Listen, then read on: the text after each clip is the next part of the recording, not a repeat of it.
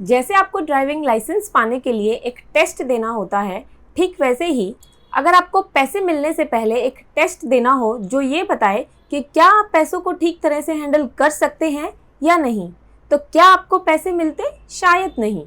हम में से मैक्सिमम लोगों को पैसे नहीं मिलते। फाइनेंशियल लिटरेसी से रिलेटेड सर्वेज, पोल्स और टेस्ट ये बताते हैं कि अधिकतर लोगों के पास फाइनेंशियल एजुकेशन लगभग ना के बराबर है। भारत ही नहीं बल्कि पूरी दुनिया के अधिकतर लोग ये नहीं जानते कि क्रेडिट कार्ड्स काम कैसे करते हैं। अधिकतर लोग जब उधार लेते हैं तो उन्हें ये पता ही नहीं होता कि वो किस रेट ऑफ इंटरेस्ट पर उधार ले रहे हैं। हम इस समय एक ऐसी दुनिया में रहते हैं जहां हम इतिहास में सबसे ज्यादा उधार ले रहे हैं, लेकिन इसके बावजूद अधिकतर लोग कंपाउंड इंटरेस्ट यानी कि चक्रवृद्धि ब्याज को भी एक्सप्लेन नहीं कर पाते हैं। बहुत कम लोग ये जानते हैं कि 20% कंपाउंड इंटरेस्ट की रेट से लिया गया उधार 5 साल से कम टाइम में ही डबल हो जाता है।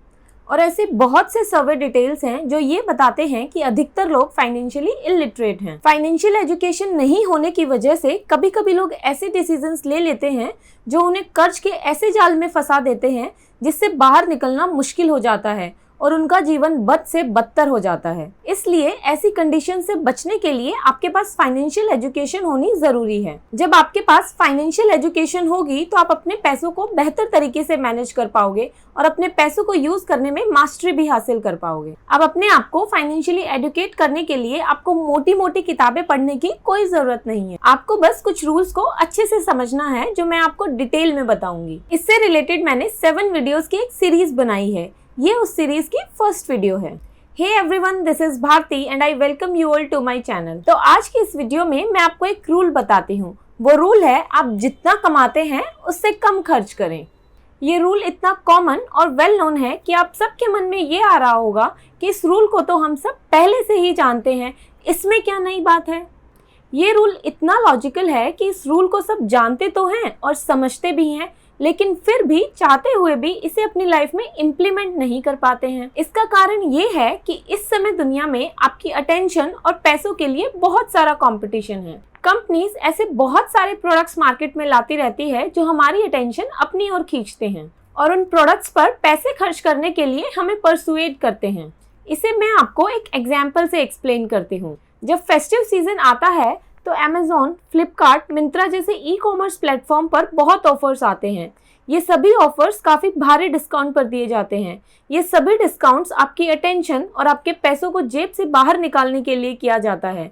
जब भी आप ऐसे ऑफर्स को देखते हो जिस पर 70, 80 या 90% तक का डिस्काउंट होता है, तो आप सोचते हो कि यार ऐसा ऑफर बार बार नहीं मिलता है, चलो इसे ले लेते हैं। भले ही अभी के लिए आपको थोड़ा फाइनेंशियली स्ट्रगल करना होगा तो कर लेंगे, लेकिन ये ऑफर हाथ से नहीं जाना चाहिए। इस तरह से आप इस रूल को जानते और समझते हुए भी इसे अपनी लाइफ में इम्प्लीमेंट नहीं करते हो। अब आप में से कुछ लोग सोचेंगे कि मुझे उस चीज की जरूरत थी, इसलिए मैंने उस ऑफर को ले लिया था। लेकिन क्या आपको वास्तव में उस चीज की जरूरत थी? 90% केसेस में आपको उस चीज की जरूरत ही नहीं थी।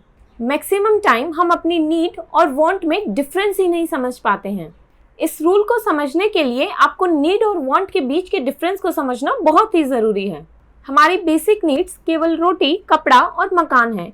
इसके अलावा टैक्सेस और मेडिकल अटेंशन को छोड़कर बाकी सब हमारी वांट्स हैं। लेकिन नीड और वांट के बीच अंतर करना एक ट्रिकी काम है। हमारी पर्सनल चॉइसेस और जिस सोसाइटी में हम रहते हैं, ये दोनों हमारे नीड और वांट के परसेप्शन को बहुत डीपली इन्फ्लुएंस करते हैं। जब हम एक ऐसे देश में रहते हैं जहाँ पर अबंडेंस और हमारे लिए बहुत सारी चॉइसेस हैं, तो नीड और वांट के बीच डिफरेंस करना बहुत मुश्किल हो जाता है। लगातार एडवर्टीजमेंट्स की बमबारी और कंज्यूमर कल्चर का ट्रेंड हमें ये बिलीव करने पर मजबूर करता है कि कुछ चीजें हमारे लिए जरूरी हैं, ये हमारी नीड्स हैं।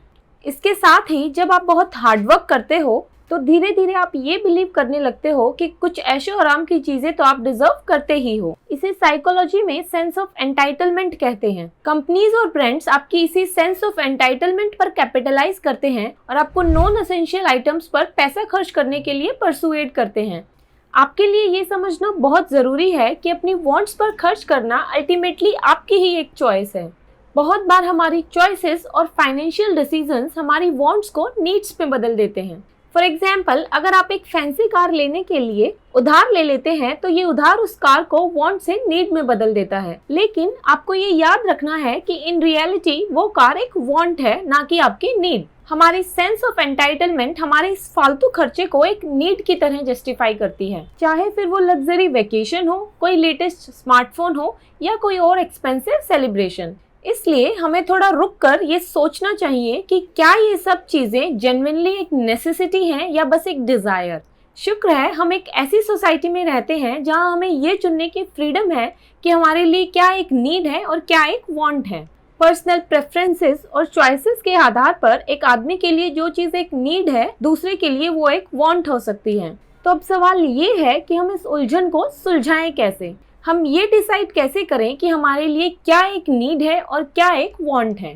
तो यहाँ पर ये 3 टिप्स आपकी हेल्प करेंगी। फर्स्ट टिप है कि सबसे पहले आप अपनी प्रायोरिटीज और अपने लॉन्ग टर्म गोल्स को इवेल्युएट करो और फिर जो चीजें आपके लिए जरूरी हैं, यानी कि आपकी नीड्स हैं, उन्हीं पर खर्चा करो। सेकेंड टिप है कि आप एक ऐसा बजट बनाओ जो आपकी नीड्स और वांट्स दोनों को फुलफिल करे। इससे आप अपने पैसों को अपने हिसाब से खर्च कर पाओगे और मैनेज कर पाओगे। थर्ड टिप ये है कि आप पीयर प्रेशर को अवॉइड करो। पीयर प्रेशर का मतलब होता है कि अगर आपके दोस्त या आपके आसपास के लोग किसी चीज पर पैसा खर्च कर रहे हैं तो ये आपको भी अंदर से उस चीज पर पैसा खर्च करने के लिए प्रेशराइज करता है। दूसरों की फिजूल खर्च करने की आदत से खुद को इन्फ्लुएंस मत होने दो। आप अपनी वैल्यूज और फाइनेंशियल गोल्स के साथ डटे रहो।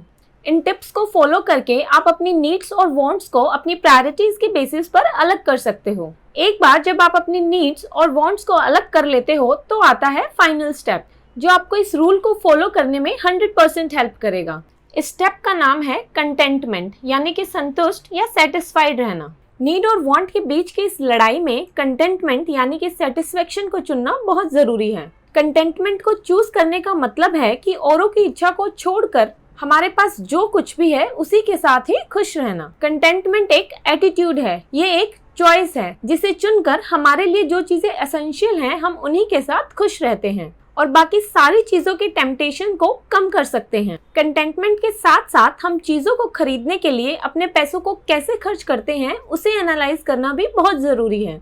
इसलिए कुछ भी करने से पहले आपको खुद से ये क्वेश्चंस करने हैं। फर्स्ट क्वेश्चन है, क्या ये चीज मेरे लिए सच में जरूरी है? याद रखो कि सभी की जरूरतें अलग अलग होती हैं, ना कि सेम। सेकंड क्वेश्चन है, क्या मेरे पास कुछ ऐसा है जो इसकी जगह पर काम आ सकता है? मैक्सिमम टाइम्स हमारे पास सिमिलर चीजें पहले से ही होती हैं। थर्ड क्वेश्चन है, क्या ये मेरे पैसों की वैल्यू के बराबर है? आप सेल्स एडवर्टाइजमेंट से फूल मत बनो। कुछ भी करने से पहले ये जांच लो कि आपके पैसों के लिए आपको बेस्ट क्वालिटी मिल रही है या नहीं। फोर्थ क्वेश्चन है, क्या मैं इसे खरीदने के लिए कैश में पे कर सकता हूँ कि नहीं? अगर नहीं तो आप अपने डिसीजन के बारे में एक बार फिर से सोच लो, एक बार फिर से जांच लो। इन सब सवालों के बाद अगर आपने किसी चीज को खरीदने का मन बना लिया है तो उस चीज को तुरंत मत खरीदो। उस सामान को खरीदने से पहले थोड़ा इंतजार करो और खुद को थोड़ा समय दो। आप खुद से ये सवाल पूछो कि क्या मैं उस खरीदारी को कुछ हफ्तों या महीनों के लिए टाल सकता हूँ? खुद को समय देने से आप ये जान सकते हो कि क्या आपके लिए वो चीज सच में जरूरी है या नहीं।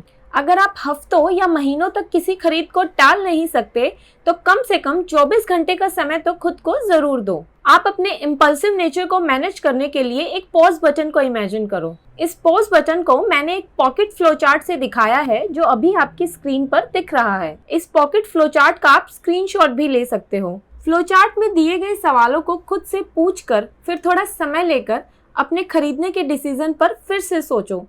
ऐसा करने से आपकी आंखें खुल जाएंगी। जब आप कुछ समय के लिए कुछ खरीदने की टेम्पटेशन से दूर रहते हो तो आपको ये समझ आएगा कि आपकी उस चीज को खरीदने की इच्छा खत्म हो गई है और उस चीज को खरीदना इतना भी जरूरी नहीं था जितना आपको शुरू में लगा था। कंटेंटमेंट हमें चैन से जिंदगी जीने में मदद करता है, ये जानते हुए कि हमारे पास सर्वाइवल और कंफर्ट के लिए सफिशिएंट चीजें ऑलरेडी हैं। ये हमारी वैल्यूज और फाइनेंशियल गोल्स के अनुसार कॉन्शियस चॉइसेस करने में हमारी हेल्प करता है। इसलिए याद रखो कि कंटेंटमेंट नीड और वांट के बीच की लड़ाई को जीतने का आपका एक सीक्रेट वेपन है। अपनी खरीदारी की आदतों को एनालाइज करना, पॉकेट फ्लो चार्ट को इम्प्लीमेंट करना और खुद को कुछ भी खरीदने से पहले समय देने से आप थॉटफुल फाइनेंशियल डिसीजंस लेने की कैपेबिलिटी गेन करते हो। आई होप कि इस वीडियो से आपको लाइफ में फाइनेंशियल डिसीजंस लेने में बहुत हेल्प मिलेगी। आज की इस फाइनेंशियल एजुकेशन की जर्नी में मुझे ज्वाइन करने के लिए आप सबका धन्यवाद। ये वीडियो 7 वीडियोस की सीरीज में से पहली वीडियो थी।